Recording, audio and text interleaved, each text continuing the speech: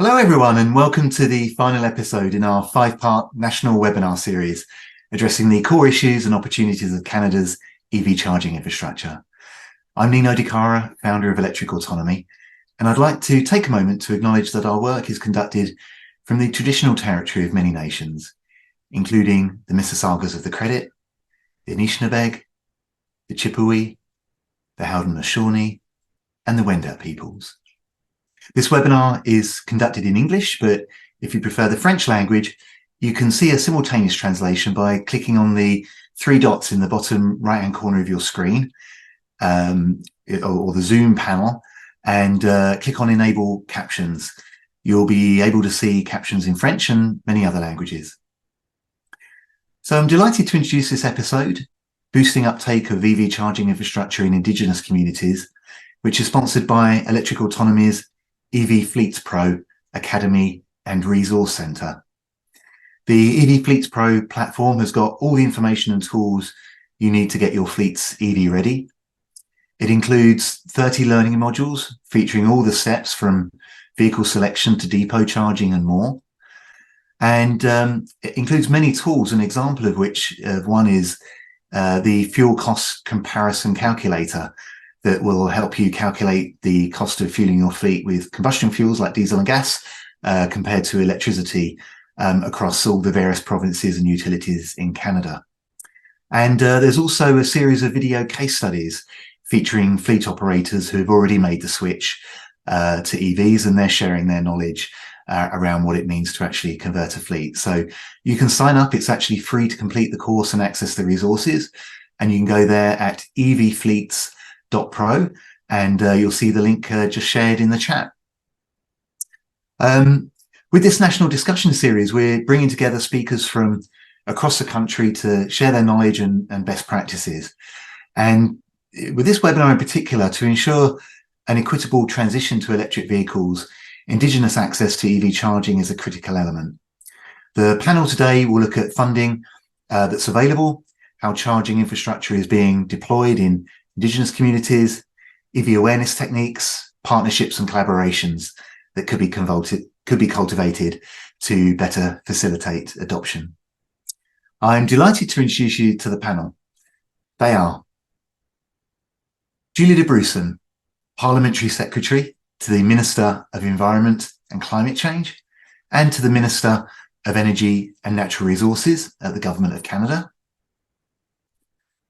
Dawn Lamb, Economic Policy Analyst at Anishinaabe Nation. Daniel Hartley, President of PowerTech. Jessica Tate, Sustainable Transportation Lead at Indigenous Clean Energy.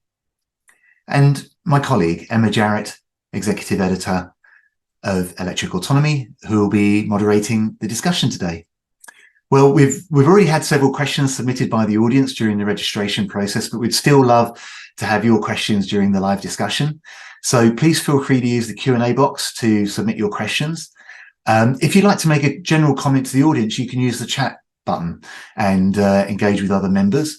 But if you have a question, please put them in the Q&A function. And so, Emma, over to you to get things started. Thank you very much. Welcome, everyone. It's great to have you all here. As we were waiting to hop on to this call, we were all sort of saying this is just such a massive issue. We know we're only going to scratch the surface here, but very pleased to capture your perspectives.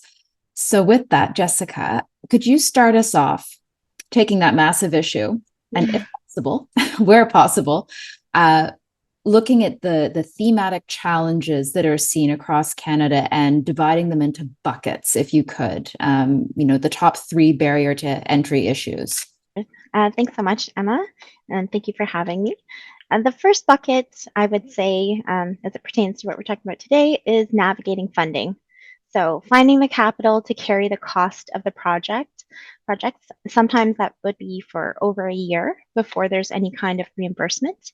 Understanding what programs are available and how those different programs interact. Identifying stacking opportunities.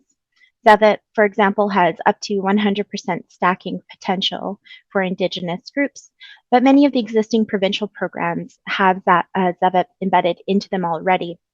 And it's not very clear, what those other stackable programs might be. Understanding the programs themselves and their eligibility criteria, and then challenges around funding timelines. And in many cases, there are discrete application and review periods, waiting for approval, and meeting project deadlines. The second bucket I would identify would be addressing existing location and infrastructure challenges. So not having three-phase power, for example, which is needed for fast chargers or locations with several level twos. So not having a reliable grid, there's a safety and reliability concern there. Being at or close to the limit of grid capacity, and also not having reliable broadband. This is needed for network connectivity, a program requirement for many funding programs. So the existing funding doesn't necessarily cover some of these adjacent infrastructure challenges. And the last bucket would be building awareness. Many Indigenous groups are located in rural and remote areas. Exposure to EVs and EV infrastructure is limited, and in many cases, the current demand is low. A lot of people who are considering EV charging projects are starting from scratch, and a lot of learning has to happen. To give you an example, Michelle Belgard from Little Black Bear First Nation has spent the last 2 years learning about EVs and has been navigating funding with the support of her chief and council. They have secured funding and will be ready to break ground in the spring, but it has taken a long time to find a good site, find partners, choose equipment, consult with utility, get community buy-in, and to access the funding. Indigenous Clean Energy ICE is aiming to launch an EV awareness program with the support of NRCan's Zero Emission Vehicle Awareness Initiative funding to support awareness building and fill some gaps to make EV adoption and infrastructure project development more accessible. Thanks, Jessica. So I want to pick up on, they're all very important points. We'll get into them as we go through, but immediately I want to pick up on your last point, which is the starting from scratch issue. I think that that's something that I certainly hear a lot of when speaking to, Indigenous and First Nation communities that are interested in getting involved and rightly getting this essential infrastructure established. Is where do we begin? And I think that right off the top, that sets up a weird dynamic where you almost would feel like there's one group that knows and the other group that doesn't, and there's an inequity there that can affect the integrity of a partnership. So, Daniel, you've worked across with PowerTech, at least three different provinces, and I'd love to grab your thoughts on what you've noticed about the experience that interested Indigenous and First Nation communities are having when they're trying to participate as equal or majority partners in EV charger installations that sometimes will also come with an energy component as well. Yeah, there was actually a fair bit of crossover with what Jessica had mentioned there, because a lot of those issues have come up for us as well. One of the main ones being grid capacity. So to install any meaningful amount of EV infrastructure requires significant grid capacity, and a lot of the remote communities just don't have it. So that becomes a big barrier. And then what is typically the biggest barrier is the money, because a lot of these stations are in the hundreds of thousands of dollars to install. So specifically for level 3 stations. So if you've got a $120,000 or $130,000 project that you're looking to get funded, that's one thing. But then when you realize there's a $100,000 or $200,000 grid upgrade required, that just throws the finances of it right out. And then there's just making the business case for it in general, right? So like a lot of these communities, again, are very remote, and there's going to be really low utilization on the charging stations. So if the community is getting 75% funding, even that 25% is going to be sorry, I have a comment here that I'm difficult to hear, so I'll see if I can turn my volume up. But yeah, even if it is, here we go. Sorry about that. Yes, hopefully that's better there. Even if it is only 25% that the community is paying, they need to be, there needs to be a way for them to recoup that money and then in turn turn a profit off their investment, right? And that at this point is very difficult to do, just based on the utilization of charging stations, especially in remote areas. Areas of opportunity. I mean, if the community has an existing gas bar, a lot of times EV charging is looked at more as an amenity right now than it is as a essential service. So if you have people that are coming there already to purchase goods and services from your business, a gas bar is a great opportunity for a community to install some level 2 chargers. Usually there's enough capacity, but yeah, for sure, navigating the funding and the business case would be the 2 biggest ones. Jessica made a really good point about the not having communication, like cell service there. Like we were in a community, specifically a remote community, installing an EV charging station, and we ended up having to switch out all the hardware because there was no cell service there and there was no way to get it. So we had to switch to a solution that was able to utilize Wi-Fi. So like thinking these things through ahead of time and ensuring that you can get the communication you need to do the reporting required to get the funding is a key consideration for sure. So yeah, I think that sort of covers what you asked there. Yeah, I mean, it's in a sense, I mean, every station is going to have its nuances and challenges that make it tricky. But in a sense, in an urban setting, once you've done it once, you can probably replicate it again without fully having to reinvent the wheel. I don't think that holds true, as you say, when you're working in a place that doesn't have the same kind of cell service that an urban setting has. So you need to have those creative workarounds. And I'm very excited you brought up gas bars, because Dawn, in her position, is working with 29 communities across Ontario. And Dawn, I'm just very happy to pass the baton over to you to talk about the projects you're working on and link back to the gas bar thing, because I didn't make that connection solidly. And talk about the economic barriers that Jessica flicked at and how working as a group is a really interesting way to tackle that challenge in making the business case that Daniel was talking about as well. Make which happy to. And just to clarify, we are actually 39 communities in our political treaty organization of the Anishinaabe Nation. We're separated across 4 regions. So we have to do my directions right in the screen. Oh, this would be where you'd see. So from Rocky Bay First Nation on the northwest shore of Lake Nipigon, down south to the north shore of Lake Superior with Fort William First Nation by Thunder Bay, across the north shores of Lake Superior and Lake Huron, to the Algonquins of Pikwaknagong by Ottawa on the east, this way, and down to the Chippewas of Amjading, which are actually in basically downtown Sarnia. Many of our communities are along the Highway 11 and the Highway 17 corridors, and gas stations are often the primary public-facing businesses in the community. So just to frame that, there's an opportunity space there, and there's some challenges there in the north.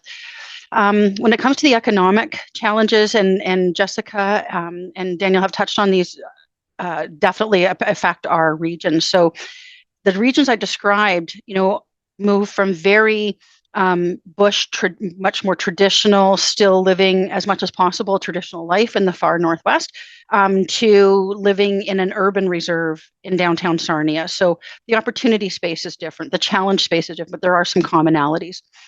All of our members, our 39 members, list capacity, literally capacity, as their primary barrier, economic barrier to participating in anything, and in particular emerging sectors. So, they have multiple priorities, insufficient human resources, juggling multiple balls simultaneously, and trying to be responsive to a changing landscape on a regular basis. We have, so I talk about the gas stations, for example, and the private vendors, they still deal with limited access to capital funding.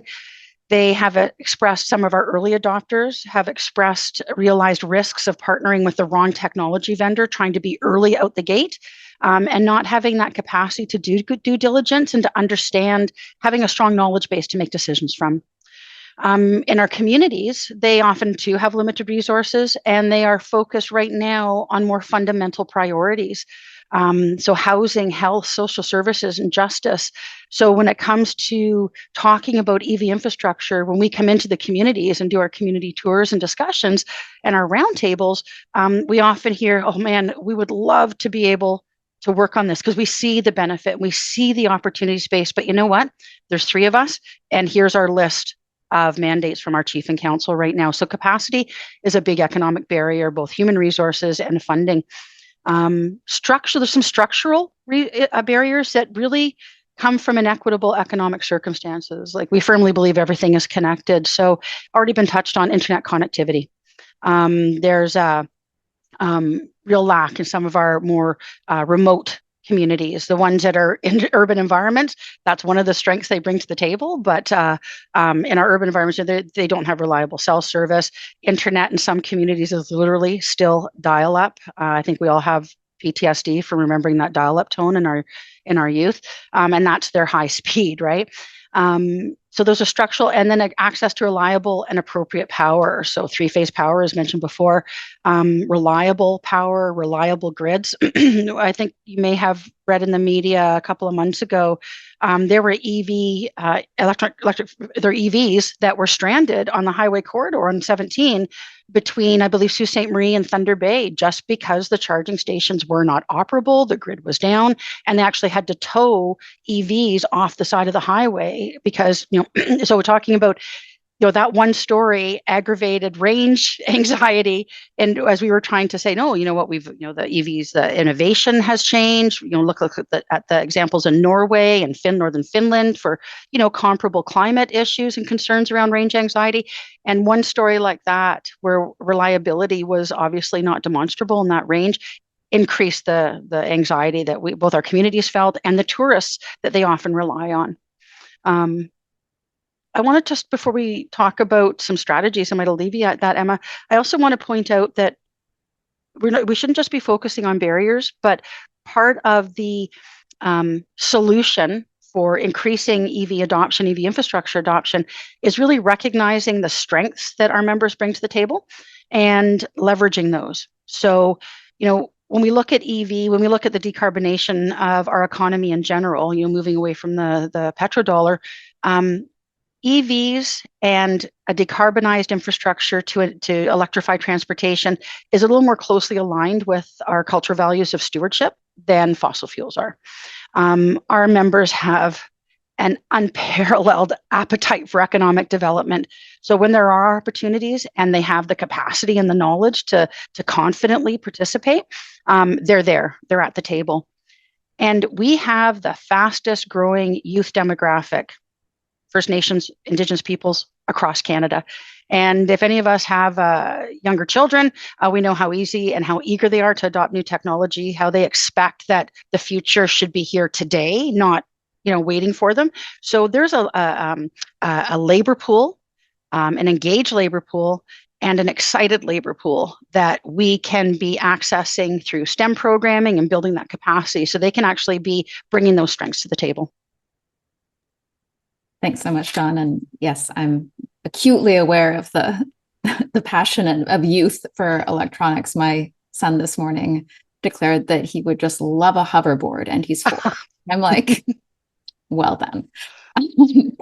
Great. So staying with you for one more second, could you just flesh out a little bit more how the gas stations that are already existing on highways 11 and 17 are going to be are hoping to be leveraged to incorporate EV charging and really start to get Indigenous participation and ownership and equal partnership in this? Definitely. It's sort of along the cases of that Field of Dreams movie, where if you build it, they will come. And our gas stations don't just serve gas. They act as a magnet for other businesses to co-locate. Because if we have people coming off the highway to gas, let's talk about gassing up their cars, they might be enticed. They're 5 minutes at the pump, they can use their credit card and their remote pump. it's hard to entice them into these other businesses, the food stands, the crafters, the cannabis shops that seem to be popping up alongside gas stations, in municipalities as well as First Nations along those corridors. EV charging, having a captive audience for a longer period of time allows them to modify their product service offerings in those co-located businesses to attract and to make that experience enjoyable, increase the revenues to the community, and it's pivotal. And we've seen this, historically, where we have trading posts that build up beside gas stations, other businesses that co-locate, and our First Nations, our gas stations really see this. We have early adopters in our First Nation gas stations that are co-located very closely to municipalities. So Nipissing First Nation, which I'm on right now working, we're 10 clicks away from North Bay. The highway comes right by a couple of our gas stations, and they were early adopters of EV charging technology. Our remote communities are battling, trying to understand right now the metrics. Sorry, I'm getting over a bad case of COVID. Are balancing the, if we put in EV charging stations, will that increase tourism?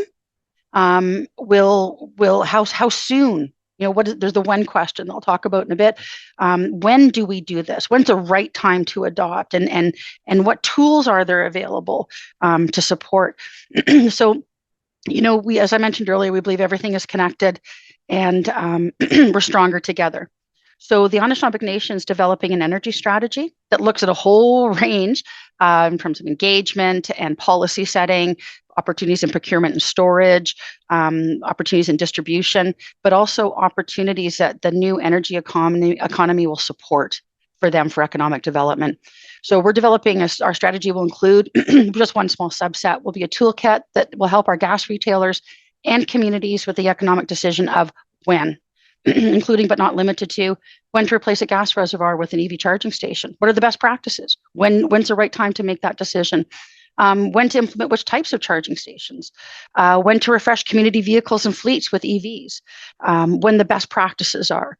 We're going to help the communities understand when it comes to community EV fleets, providing general backgrounders, although I just made a note that ICE is coming out with some knowledge sharing tools, so we'll be making sure our communities have access to those. An initial feasibility analysis toolkit. Do you have three-phase power? Do you have a reliable grid? Do you have high-speed internet?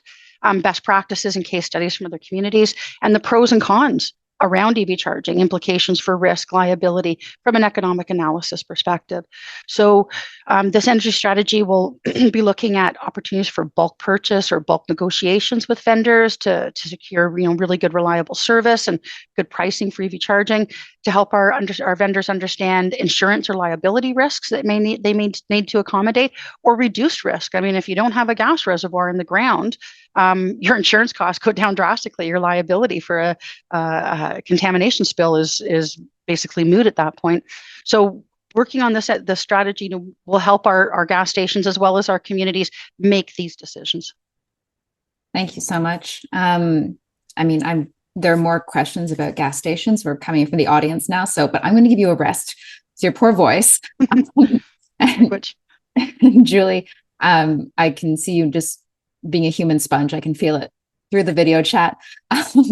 You're absorbing and you're writing notes. So very simply, I would just love to hear what your thoughts are on everything you've heard so far from Dawn, Daniel, and Jessica. Thank you. Yeah, I've been scribbling notes down, margins of things, because it's really helpful. I actually have to say, these kinds of conversations and all the conversations we have, not on a screen too, are really helpful for highlighting all of the individual pieces that come up, because hearing about some of the issues that was raised, particularly, for example, with Jessica when starting about program timelines being an issue, programs open, programs close. And so the zero emission vehicle infrastructure program through NRCan is actually a continuous intake program. And that's to try and address that kind of feedback that we've heard. And there are parts about the stacking too, which, as Jessica mentioned, it is stackable. So that's good. Like I see some good points in there, but then I also hear about, so 75%, and federally we allow stacking, but then how do the other programs interact? Those are the pieces that we have to be having better conversations kind of on a tripartite basis with provinces and territories too, as to the different programs they have, So it's good to have that as a side piece. And I took a note because there are regional tables with many of the provinces and territories. Sometimes those are the kinds of things that we can raise as part of those conversations, and particularly the part about the electrical grid piece, because it's so true, right? I was fascinated. I was up in Thunder Bay, and I'm from Montreal originally. I remember that we used to have to plug in our cars all the time over the winter because it would be so cold. And they were talking about how it was actually easier for them to install charging infrastructure in a lot of their parking lots because there's already electricity that runs through their parking lots for when you used to plug in your cars. So it's kind of interesting that different locations can bring very different realities that aren't necessarily self-evident if you're not living it. But I think those are the kinds of things we need to be bringing up more with provinces and territories when we're talking to make sure that there's a better, clearer fit between the different programs. And I'm just looking at the notes because those were the main things that I was picking up on. But I also really liked the part that Dawn was talking about the ingenuity of what are the opportunities, and how do we help support those too through all the different partners working together, because it does present certain opportunities for drawing people in. I guess it goes a bit to the gas station point of like, how does that vision change of where we stop to power our vehicles when we're traveling through spaces?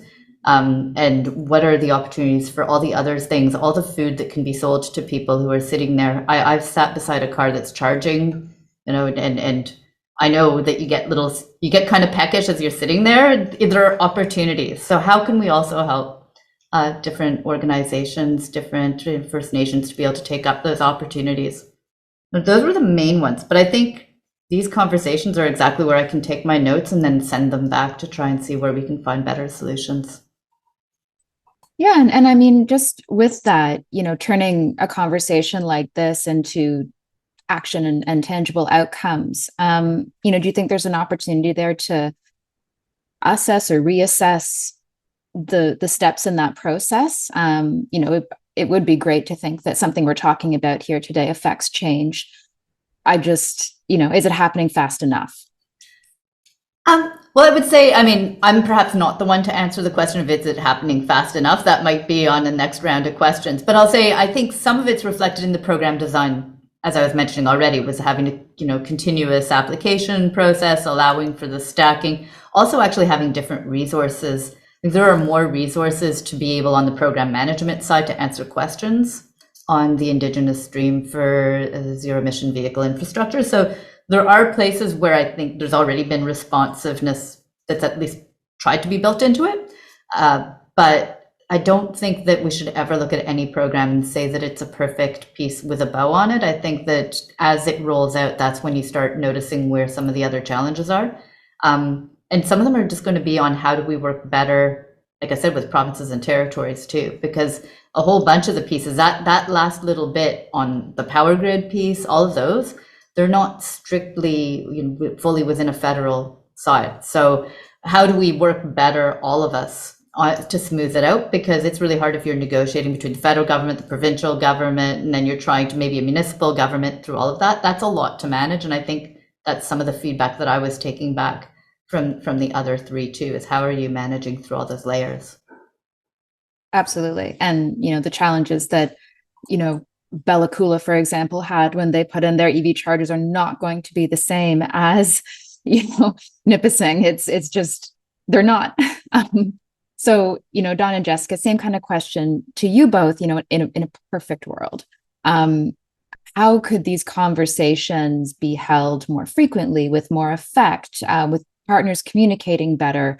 Are there things working well now that should be amplified? Are there things that are, still bottleneck in the communication line that can be fixed? And either of you can answer in whatever order you like. I unmuted first. Thanks, Jessica. I'm so competitive. I think that right away, there's room for both governments, both provincial governments in Canada, to improve their communication strategy, and how programs are designed from the outset when communication starts.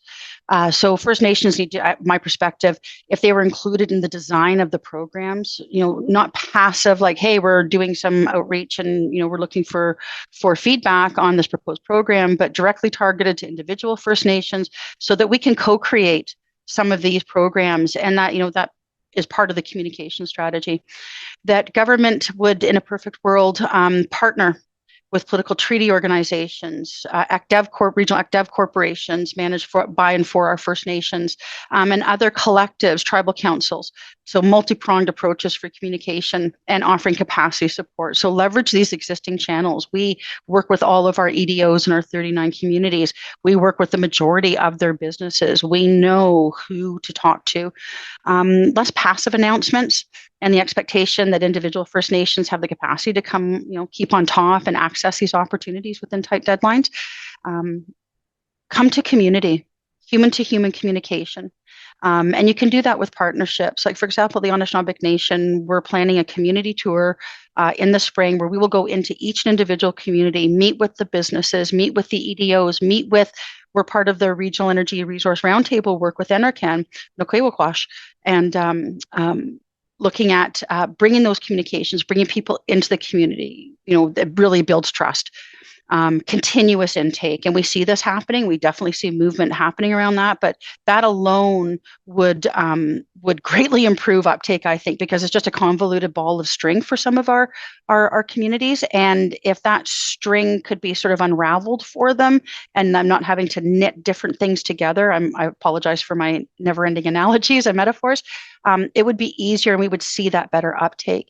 And I think there are some things that are working well. There's been direct outreach, and I see a building of knowledge holders. Jessica Tate spoke on Charge Up at our recent ANIDO 2023, our Anishinaabe Nation Economic Development Opportunities Forum.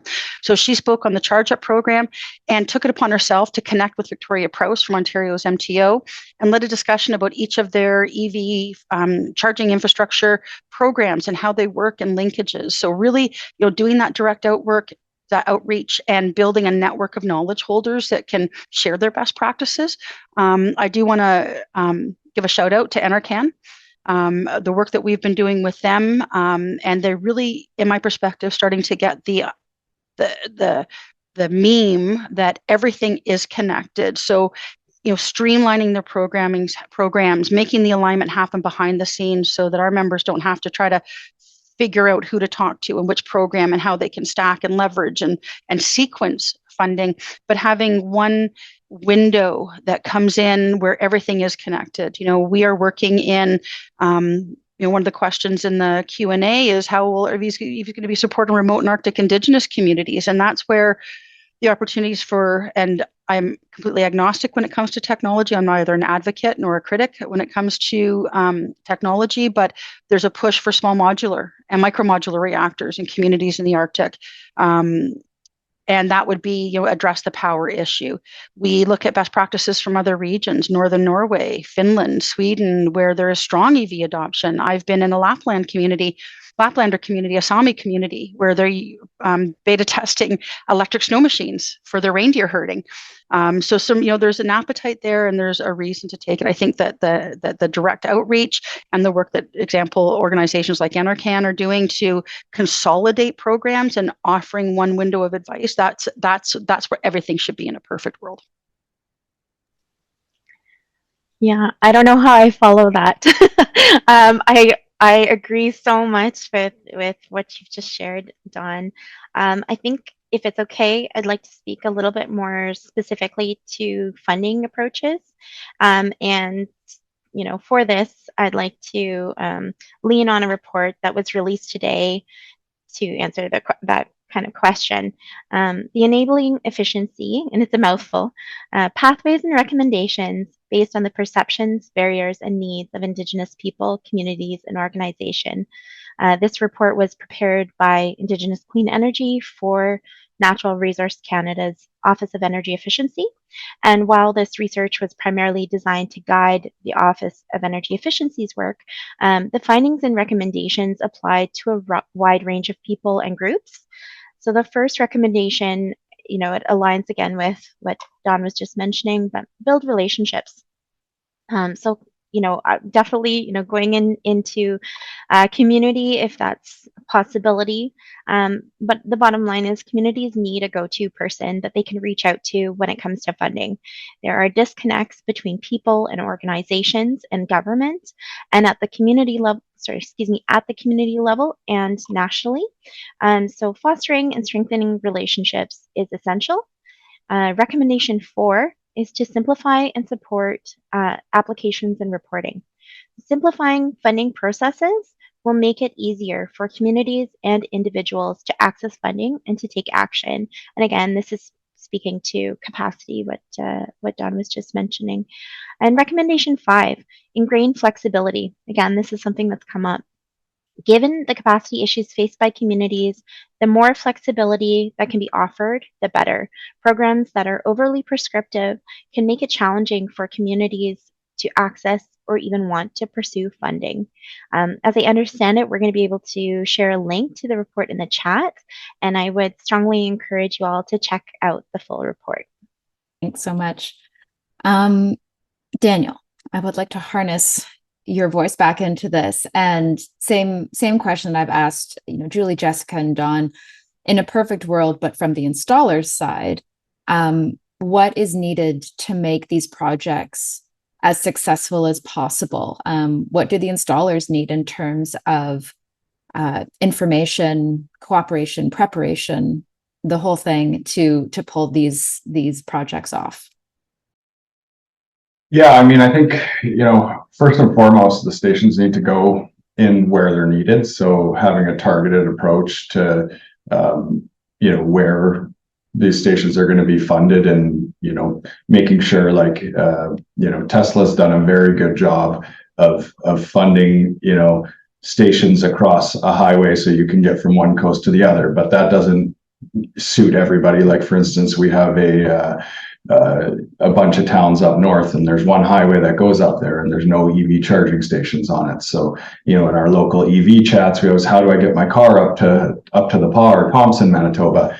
And it's very difficult to do that. So looking at, funding projects on like those secondary and tertiary routes that lead to the smaller communities, and really building out Canada's infrastructure to meet our targets for 2050, and for, reducing EVs by 2035, or reducing gas vehicles by 2035. So like taking a targeted approach to put the EV stations where they're needed is number one. And then, around that, looking at, education,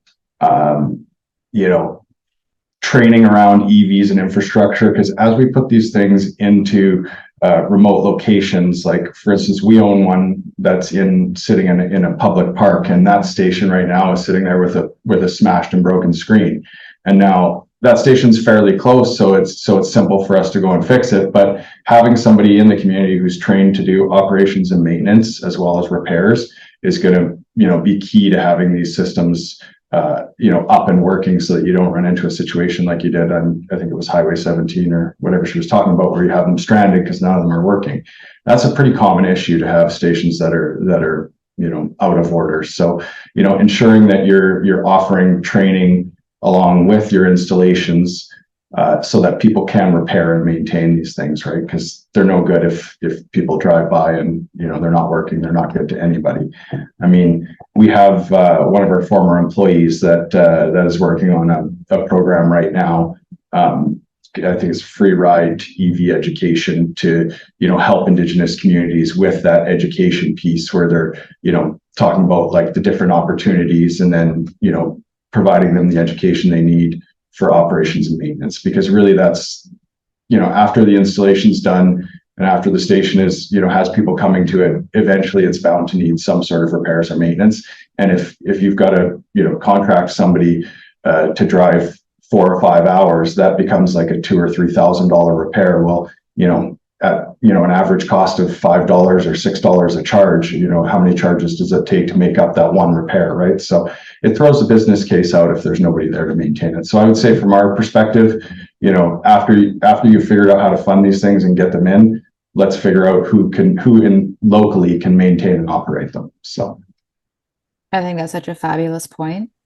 I know, I mean, I fall into this. I'll admit it. Like, you always think of it like, oh, let's just get the charger and let's just put it in the ground. And then there's a question that someone's popped up in one of the chats saying, who's responsible for it?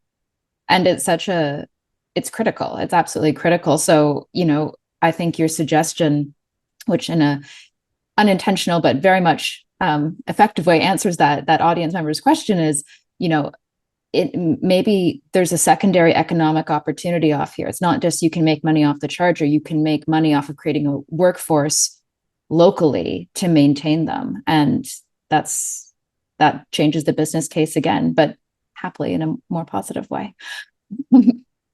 Julie, just to loop back on the point that funding is difficult to navigate, there isn't one central hub where all the funding streams are tracked. It takes a lot of person power to figure out where to go and when to get your applications in. If there is, are there thoughts on that? Like, widely across Canada and the Indigenous communities, how should advocates go about best getting in front of the right government departments and agencies to give that critical feedback? And it also ties into what we were discussing before, is improving the communication channels. So what's the best way to get your voice heard? Say a few things. First of all, ICE does some really great work in this space. I'm not putting this to them on federal programs, but they actually help deliver some of the federal programs on zero emission vehicles. So they're a great source for getting some of that feedback as well. But from a federal side, there's a program management staff, and you'll see them on the program list when there are pieces about the programs on the different websites. A lot of them are actually centralized. A lot of the programs federally are all on a Transport Canada site about zero emission vehicles, so that's an easy place to go. So one would be program management, that's on the department side. But frankly, it's also on the political side. It's people like me and the people who work with me to be able to bring that back. So I'd say program management staff and go to the political and do raise them, right? Because I'm not going to know the frustration you're feeling if no one's telling me about it. So it really does need to be, and I'm not trying to put it all on it. I have to seek out some of that feedback, absolutely, as part of the process. But I don't want people to be shy about raising different issues along the way. And if I can just talk about the part that Daniel raised, I think this goes to the whole piece that we're talking about sustainable jobs. That's so important, that they can happen in communities and that there are opportunities in communities where people can stay in community and do work that we're going to need that are different kinds of jobs. So I really like it when we can kind of highlight some of those opportunities along the way. Thank you so much. So I've kind of danced us onto the edges of audience questions. So we will just keep going there because people are writing in with lots of thoughts.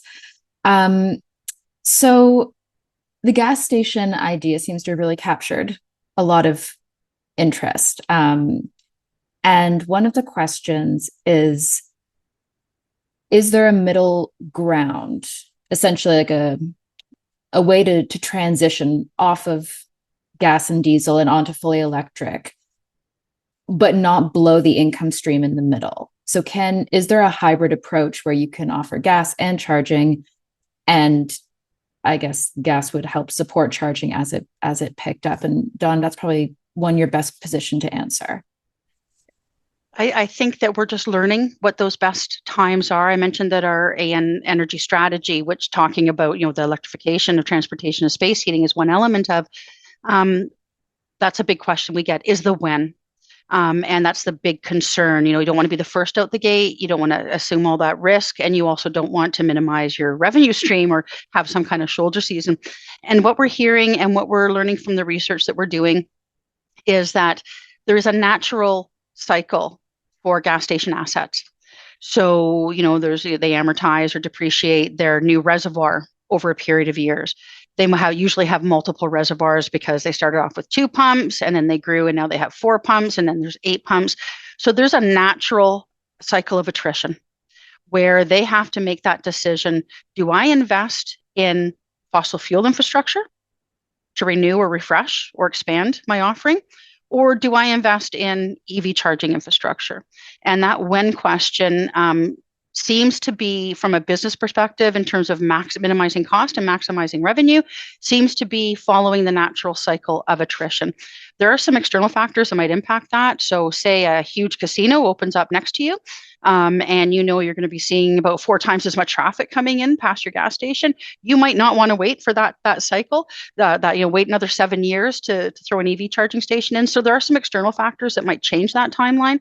But from a good, solid planning perspective, strategic perspective, if a gas station has their timing and they understand when their existing assets would be, need to be renewed or refreshed or upgraded, we don't want to strand those assets. We want to utilize as much value as we can from them, but that's the natural time to start adopting new technologies. So that would be what we're learning so far. Still doing the research, still hearing from our stakeholders and learning best practices from other jurisdictions, but that seems to be how things are gelling out now. Great, thank you so much. Daniel, this is a kind of a grid question. So I'm going to try you on this. If it's not your wheelhouse, don't worry about it. What steps should be taken for transitioning a community that's reliant on diesel power off of that in a way that obviously first and foremost gets the community essential power it needs, but then can support an EV charging station or EV charging infrastructure?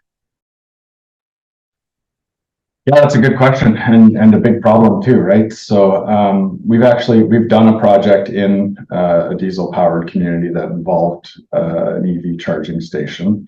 I'll give you a little background on the project. Was essentially we put up a solar array with paired it with energy storage, and then are using that to charge the community's EV. The issue with that is that it became a $200,000 EV charger, right? So that's not really, for a level 2 charger, that's a lot more than they should cost. I think the key is looking at those communities and looking at why are they still on diesel, and in the effort to transition them away from diesel, whether that be with solar, wind, SMRs, whatever it is, in that transition, you can also start to implement EV stations as well. Right now, a lot of them are strapped with old generators and the grids are quite weak, but the communities themselves, thinking about the communities themselves, they are ideal locations for EVs because a lot of them are so remote that, once you're in the community, you're never driving more than, a few kilometers. The community is just, especially when you get into the Arctic, the communities are quite small. And, if there was a plug at home to plug in, you could potentially drive an EV. It doesn't currently make sense there because you're plugging into diesel power, but as that shifts, and I'm sure it will, implementing EVs up there is going to make sense as well. So. Super, thank you so much. Jessica, could you comment on consultations with power corporations and any advice you can pass on about those relationships and how to make sure that very vital communication channel is healthy and open to facilitate EV charging infrastructure? So do you mean like utilities and whatnot? Yeah. Yes. So I'm not doing any of that. In my role, what I'm doing is kind of managing a funding stream. So the administration of that funding.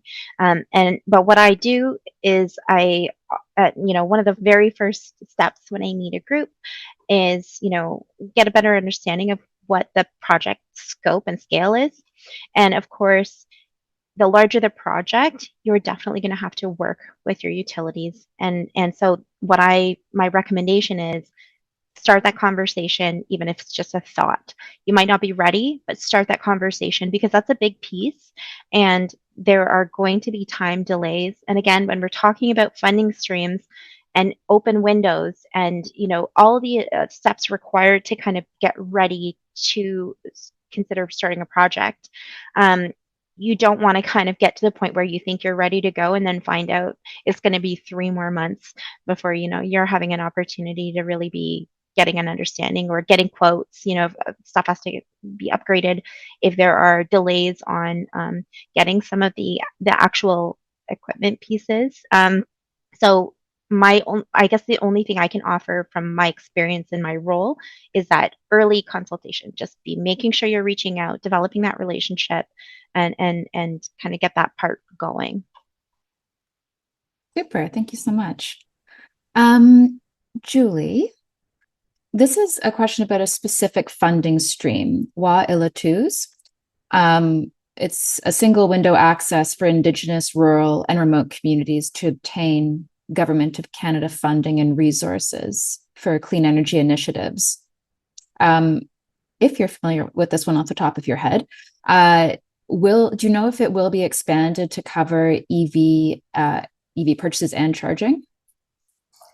I don't know about, I don't know, but I can take a note about that. As far as the EV rebates, those are available nationally that you can find on the Transport Canada site. And there is a separate stream for zero emission vehicle infrastructure for Indigenous communities.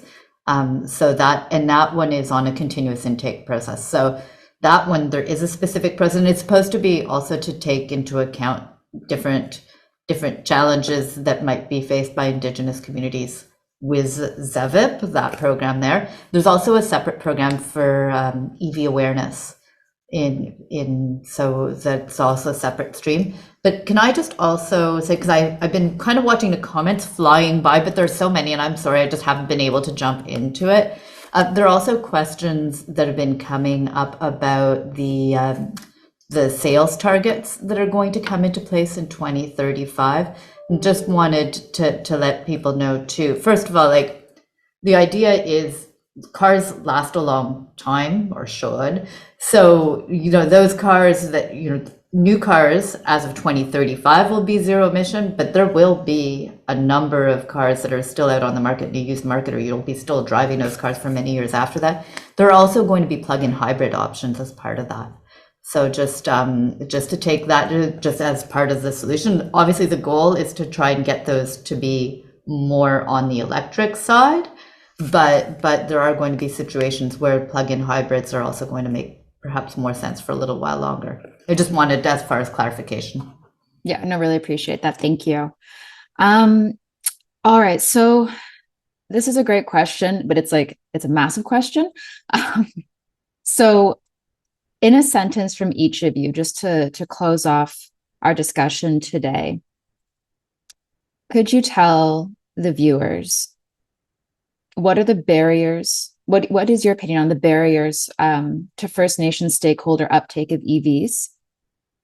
But I'm going to add on a little extra. What is the solution as well? What is the thing that will help build trust in these partnerships and relationships that will lead to success? So I'm just going to go in order on how I see on my screen. So Jessica, could you start us off, please? I have already addressed some of the barriers, but in specifically trust, I'm not sure that I can, in a sentence, speak to trust. And I'd offer that if any Indigenous folks in the audience would like to share an offering about building trust, I'd encourage you to share your thoughts in the chat. What I can offer is a broad approach, which might require a bit of a priority shift. And I'm specifically speaking to suppliers here.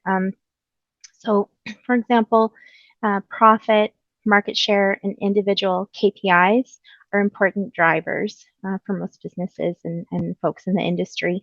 It's also important to approach clients with deep respect and care for their long-term well-being. So be responsible for selling products that meet your clients' needs, especially when you're working with Indigenous communities and there may be a knowledge gap there. And make sure that you've taken the time to listen and understand what those needs are. Thank you so much. And just to add on about those comments, if anybody is willing to submit those comments for publication on electric autonomy as well, you can just put an asterisk or something and okay for publication, because we will include those perspectives. Dawn. Definitely. Just before I give my answer, I just want to highlight something Jessica's commented on numerous times, and what she just alluded to, build a relationship with your customers. We're not just a sales point and a tick off your quota for the month. We will be lifelong partners and lifelong customers if that trust is there. And I want to define trust. It's a firm belief in the reliability, truth, and ability or strength of someone or something. And when it comes to the feedback I get from our First Nations, from an historical perspective, government and industry definitely get check marks for strength and ability of doing large scale projects. The reliability and a faith and firm belief in the truth that's being told to them, I think industry and government continue to need to do a little work around there to build that trust. Historically, they have not been reliable partners, and the truth has not been as respected as it could be.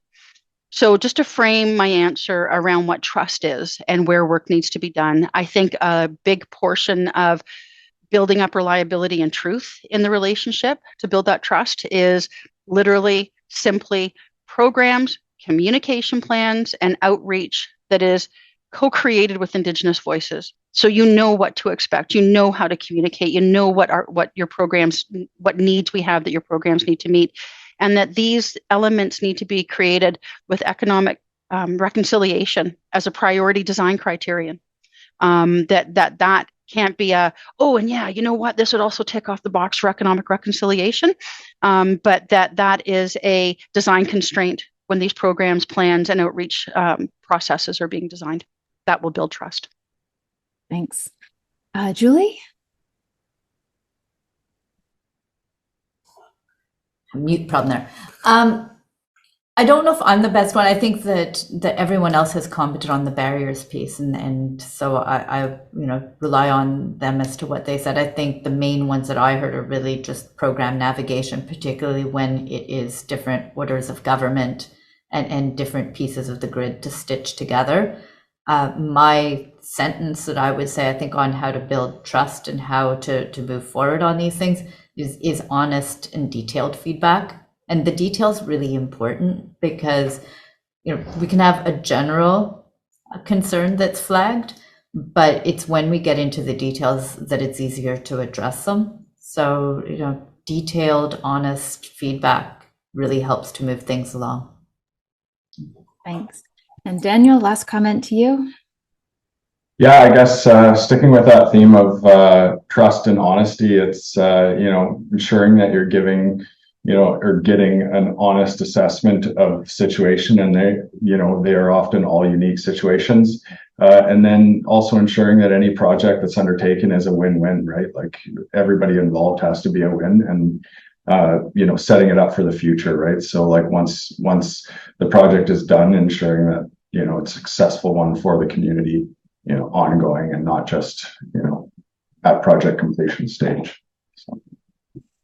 Fantastic. Well, I can't thank you all enough so much for your time this afternoon and your wisdom and expertise. It's very much appreciated. I'm going to pass back to Nino now, who has some exciting event announcements to make. So thank you again.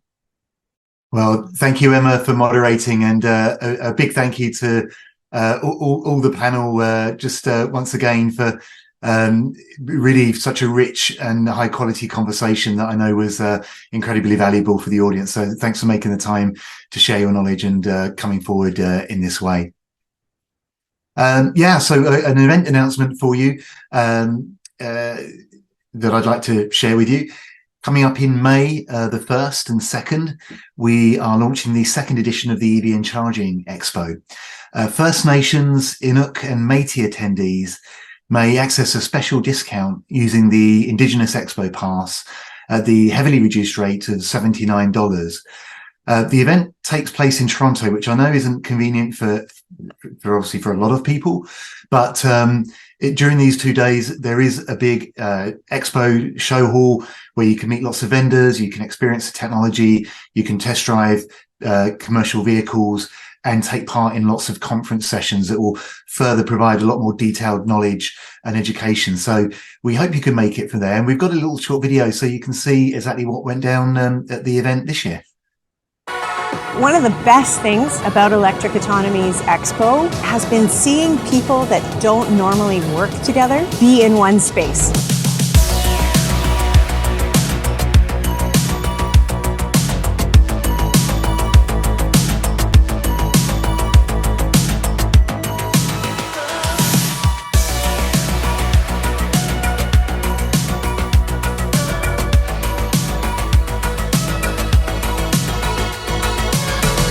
This expo has brought together people who understand the incentives. Then it's brought together the people who understand the electrical infrastructure, the people who understand digital solutions, and it's brought together people who understand the day-to-day operation. So once you put those pieces together, which is what's happening here today, that helps us get to the end state we need to get to. The Expo in 2024 will be bigger with many more sessions and exhibitors that you can meet. And we really very much hope to see you there then. Well, this represents the last of our live events in 2023. Thank you to everyone who took part, the dozens of speakers and hundreds and I think thousands actually, including our in-person and virtual events, who've come aboard to be part of it. A special thanks to my colleague Emma Jarrett, who moderated today's discussion, but also pulled these panels together on this webinar charging series that we've just concluded today. So with that, we wish you happy holidays, and we look forward to seeing you in 2024 as we continue our push towards cleaner, safer, and more economical transportation.